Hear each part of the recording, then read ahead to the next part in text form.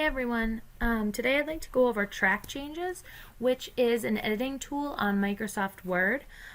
This is an option that you would use when you are editing a document, and it allows you or someone else to review a document without making final edits.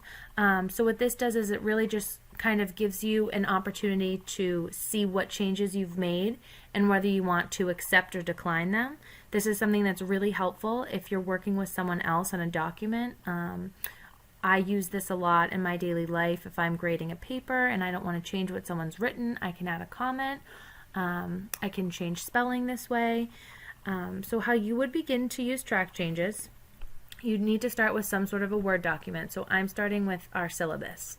And you would go to the review panel at the top, and you would just click right on this button, Track Changes. So as soon as it's in orange, you know that your track changes are on.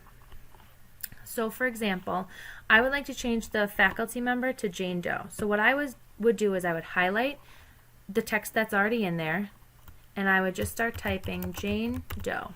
And what this has done is it's added Jane Doe, and it's taken away Lauren Gilligan. And you can tell that because of the strikeout.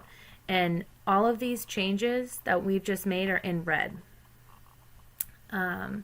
Another thing I could do is I could move text.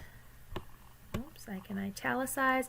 If I italicize it, the formatting comes over here so you can see what I have changed.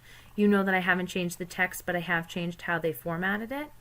If I want to move this, I can Control X to cut, and now it's gone from there, and I can paste it right up here.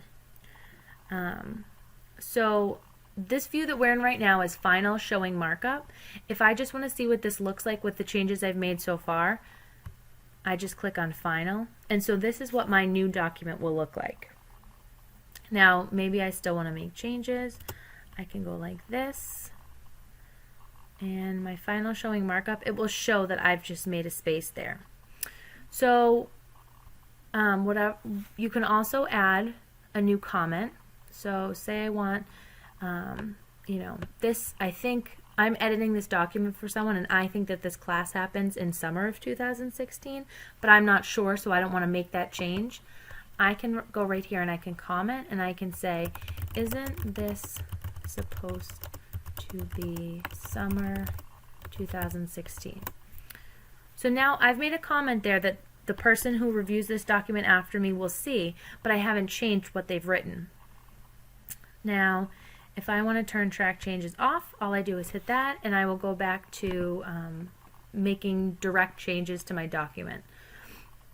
Now, if I want to go through and accept or deny these changes, I can do that. I can either accept all of the changes, or I can reject all of the changes, or I can start accepting them.